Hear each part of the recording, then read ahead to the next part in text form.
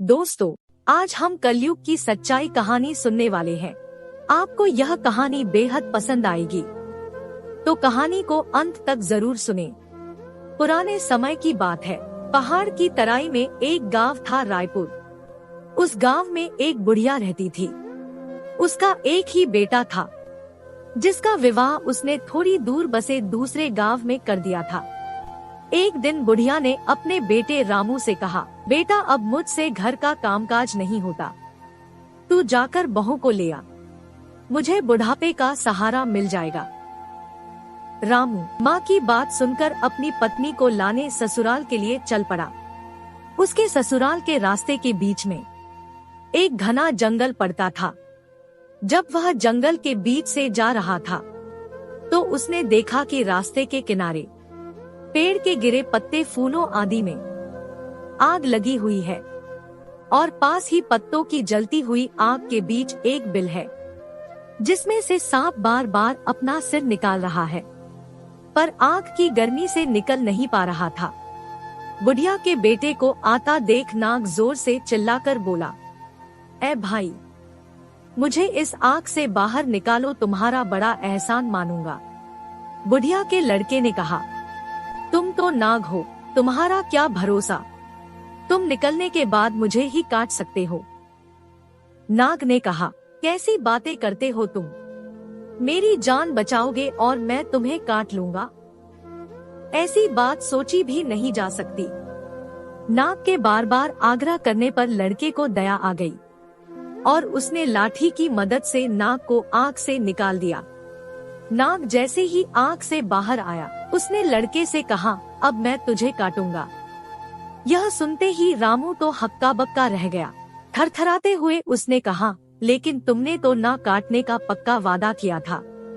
नाग ने हंसते हुए कहा, अरे मूर्ख, यह कलयुग है, कहने और करने में जमीन आसमान का अंतर है। यहाँ भलाई का बदला बुराई से ही दिया जाता है। यह कलयुग है और यही आज का नियम है। मैं तुम्हें काटकर युग धर्म जरूर निभाऊंगा।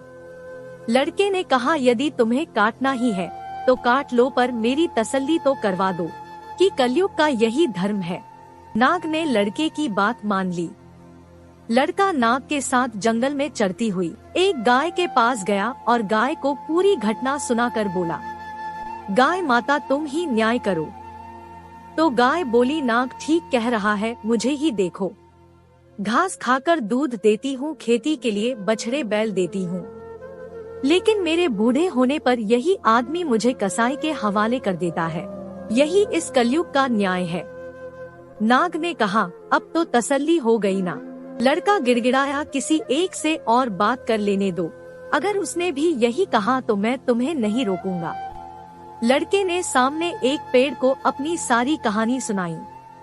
तो पेड़ ने कहा, नाग ठीक कह रहा है, मैं आदमी को शीतल छाया और मीठे फल देता हूँ, पर बदले में आदमी मुझे काटता है और आग में जलाता है। कलयुग का यही धर्म है। यह सुनकर लड़के ने नाग से कहा, मैं तुम्हारे काटने का विरोध नहीं करूँगा, लेकिन मेरी एक अंतिम इच्छा है। जब से मेरा विवाह हुआ है, मैंने अपनी पत्नी का मुँह ठीक से नहीं देखा है। तुम मुझे एक मौका दे दो, मैं अपनी पत्नी को देखकर वापस आ जाऊंगा, तब तुम मुझे काट लेना। नाग ने कहा, मंजूर है, पर पत्नी से कोई बात ना करना, 3 घंटे के भीतर वापस आ जाना। लड़का अपने ससुराल पहुंचा। कुछ कदम दूर से ही उसने देखा कि उसकी पत्नी दरवाजा साफ कर रही है। उसे देखकर उसकी आंखों से आंसू गिरने लगे। उसकी पत्नी उसे इस तरह देख आश्चर्यचकित रह गई। वह कुछ पूछती इससे पहले ही वह वापस चल दिया। उसकी पत्नी समझदार थी। उसकी पत्नी ने सोचा, जरूर कोई विपत्ति आई है। यह सोच वह भी पीछे पीछे चलकर नाग तक पहुंच गई। नाग ने फुकारते हुए कहा, मैंने तो तुम्हें पत्नी से बात करने से मना किया था, तुम इसको लेकर क्यों आए हो? इस पर उसकी पत्नी ने कहा, इन्होंने मुझसे बात नहीं की। यह बिना कुछ बोले वापस चल दिए, तो मैं इनके पीछे पीछे चली आई। लड़के ने कहा, अब मैं तैयार हूँ, तुम अपना धर्म निभाओ। सांप लड़के को काटने को तैयार हुआ। तभी उसकी पत्नी ने कहा, थोड़ा रुक जाओ, तुम इन्हें काटने जा रहे हो, सिर्फ इतना बता दो, इनके मर जाने के बाद मैं अपना गुजारा कैसे करूँगी? तभी नाग ने कहा, इसका इंतजाम है। इस बिल के 7 फेरे करके इसे खोदोगी तो तुम्हें सोने से भरे हुए 7 घड़े मिलेंगे। तुम्हारी जिंदगी आराम से गुजर जाएगी। इतने में लड़के की पत्नी ने कहा, मैं तुम्हारी बात पर कैसे विश्वास कर लूं? मेरी तसल्ली के लिए 7 फेरे लेकर बिल खोद लेने दीजिए। तो नाग लड़की की बात मान गया।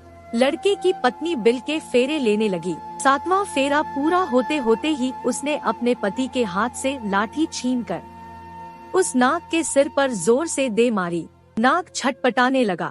वह लड़की से बोला, तू तो बड़ी धोखेबाज निकली। तब उसकी पत्नी ने कहा, क्षमा करना नाग देवता, मैं तो आप ही की बात रख रही हूँ। आपने कहा कि यहाँ भलाई का बदला बुराई है। हमें आपने इतना बड़ा खजाना बताया, लेकिन हमें भी तो कलयुग का धर्म निभाना पड़ा और